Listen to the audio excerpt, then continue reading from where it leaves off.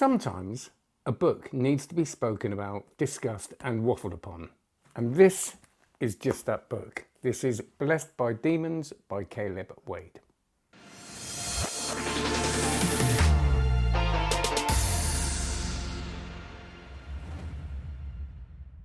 So if you're enjoying the channel, it makes a huge difference if you hit the like button and you subscribe and you hit the little bell icon for when I go live, because it's at pretty random times and sometimes I do forget even to email my mailing list, which you should be on, stevefaulkner.com/newsletter. I'm not going to spam you, I'll just let you know when I'm doing stuff like podcast videos, products, which isn't very often, and all that good stuff. So do that, and you'll notice there is a sponsored ad in this, a paid advertisement. Aren't I lucky? Just the only way I can keep doing it, really. So please watch that. It's only a minute of your time, and you know, I'm very grateful. So you could do that for me. That'd be lovely. Thanks very much. Let's talk about this. Now, many of you will know that when I review a book, I kind of connect with it, spend a lot of time with it, study it. So it's kind of a weird thing. I learn everything in order to not tell you all that stuff, but at least I kind of know it. And that means I can answer questions. So the point of when I go live is if any questions you've got, put them below in the comments. I will answer them on the live sessions. That's the point of them. So do that, else I'll have nothing to talk about and I'll just waffle like I am now. Because I'm not going to list all the tricks. There's too much good stuff in here for me to list all of it. It'll just go on forever because it is all good. I mean all good. Because I wouldn't review it if it wasn't. But what's good about it? Right. That was a preamble and a half, wasn't it? Could be a long one. So, who is Kaleb Wade? I suppose you could describe him as underground. I don't really ever know what that means because he releases, but he's not kind of all over social media and things like that. And his, I don't think he needs to be, because the material he puts out, he doesn't like just, you know, every week release something. It's considered, it's thought out, and he cares deeply, very deeply about what he releases to the community. And then word spreads, and that is all that's needed, and that's always a good sign. I reviewed the Frankenstein book test and Perform It. It's brilliant. I mean, it's just so good. And also, well, I was meant to review the Out of This World, which is Out of This Darkness. His version of it, which is, again, stunning. I learnt it, made it up, showed it to a few people, forgot to review it. Sorry about that. But the point being, when people come out with independent and individual releases that you really, really love, it's always a little bit worrying when a book comes out, especially a book of this size, because you go, oh gosh, how much more has he got? Is this going to be full of filler? I needn't have worried. This is Kaleb's entire working repertoire, and you can tell, you really, really can. But before we get to that, oh, there is one caveat. There are 6 bonus routines, which are either conceptual ideas or ideas he hasn't worked in, or they require you to go and buy an extra thing. Now, when people say it's from their working repertoire, there's always a bit of a worry. How many times do we hear people say, I've been doing this for years? And you go, yeah, you said that on the last 20 releases. How big are your pockets? Are you walking around with like a wheelbarrow or something? So I don't trust it all the time, but I do with this, right? And that trust thing is an interesting one. When you read a book of mentalism, or one reads a book of mentalism, or I read a book of mentalism, there is a leap of faith that has to happen. For example, if this was just, here's the thing you do with a billet, this is how you do it, and that'll get this result. I often read it, I read the effects, go, that sounds amazing. Read the thing and go, I'm not going to get away with that. And then I bottle it and I get scared and I don't do it. The leap of faith sometimes is too, or not so much anymore, but it's too wide. That chasm that I have to jump is too terrifying, especially if I'm in front of an audience.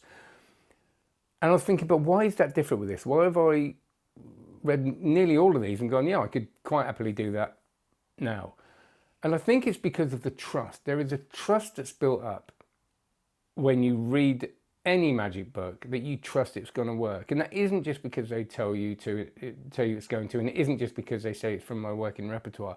There are other things that happen in here, and reading between the lines, I've been thinking about what that is. A lot of it is the anecdotal stuff. So in this, Kaleb will the way he opens the routines are like a script, like a play. And I know it's not the first person to have done that, but it really is like the magician walks up to a load of people, gives it the scenario, paints the picture, but also there's humor in there. There's some really funny stuff, and you can tell that's come from things that have happened. It feels like he's writing a scenario that's happened to him before, and has happened to many of us when we're performing. And because I do perform a lot, I recognize a lot of those scenarios. There is also a kind of confidence in the writing that isn't arrogance. It's just a confidence about, you might notice that this is going to happen. This happened for, about a year, and then I changed the thing. If someone says this, don't worry, you can do this. It's almost as if you got that thing of, when you're reading it, you go, oh yeah, but what if? As we all do when we read a method. And then on the next page, it'll say, oh, if this happens, and it's like all your questions are answered. And by the end of it, you go, I can't see a problem with this. Another thing is that he's, as with all the best magic and mentalism books, he is, as I said before, stood on the shoulders of giants, told you who they are, and completely admitted it and said, this is a thing that's been around for ages. I'm not claiming originality there. But I've discovered that if you take this approach, and that approach often for me, and I've read a fair bit of mentalism, I can't say I'm, the most well-read mentalist in the world, but I have found that there were a lot of times when I went, I've never thought of doing it that way. And it might just be a little wrinkle, a tiny little change that has a huge consequence. And that has given me the confidence to do it. I'll go into some specifics in a minute, but again, I'm not going to just list every routine. And most of them do that. So this book is full of, if you're a mentalist, if you think of all the classic routines, fourth dimensional telepathy, calling the cards, book tests, PK touches. Is there a book test? Maybe I just said that because it's a classic thing. I'm having a mental way. He talks about book tests a lot in it. There's a 4-person on-stage mind reading act using a principle that you will all know if you're a mentalist. But again, it's ancient, old as the hills, but he adds so much more onto it that gives it not just an enhancement, but an addition to the routine, like a kicker upon a kicker. And there are a lot of those moments in this book.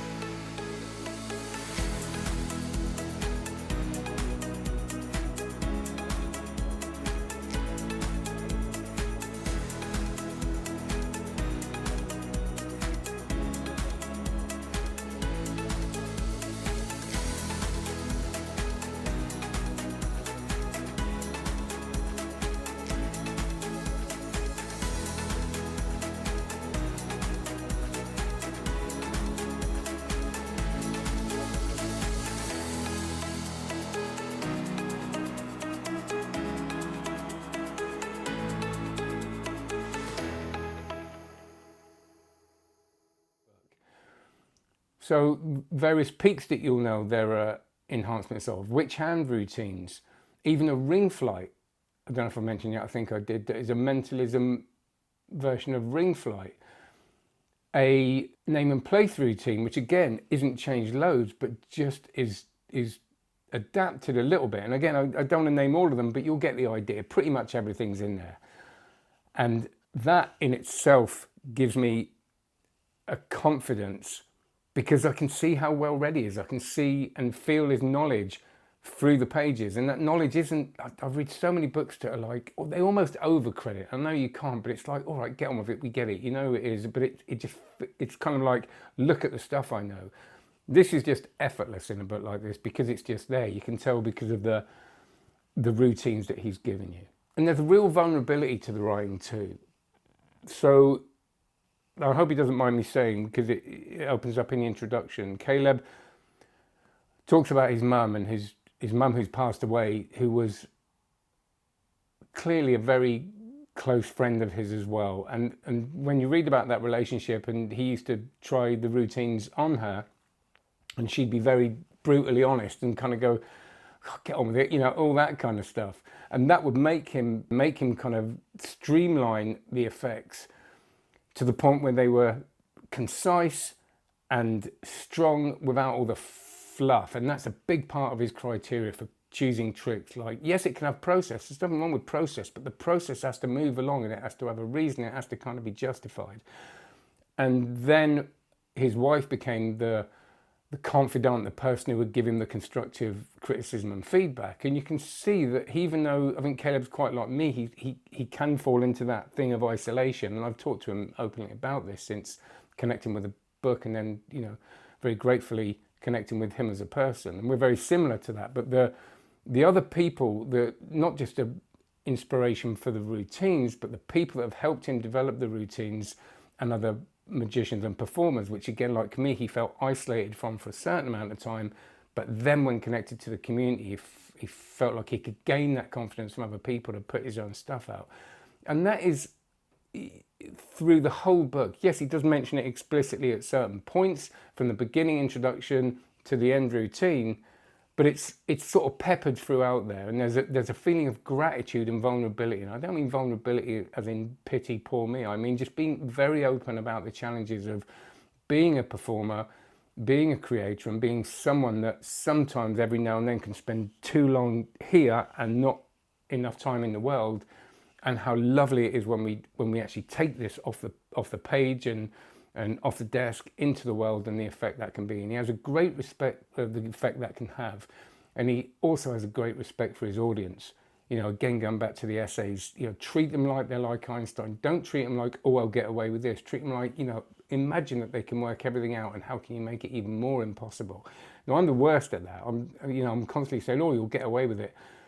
And this has really made me look at that. Yes, I think it's valid sometimes, especially when we're starting out, but this is definitely all the things in here, even though they can read as a couple of them almost self-working, are tried and tested and thought about to be multi-layered, that even if they took a guess and got it right of one method, there'll be 2 or 3 other methods going on that will just completely, you know, take them away from that idea. An example of that, okay, a couple of them that stand out for me. A routine trick effect, whatever, called Dark Sun. Now, Dark Sun, I just made up with business cards.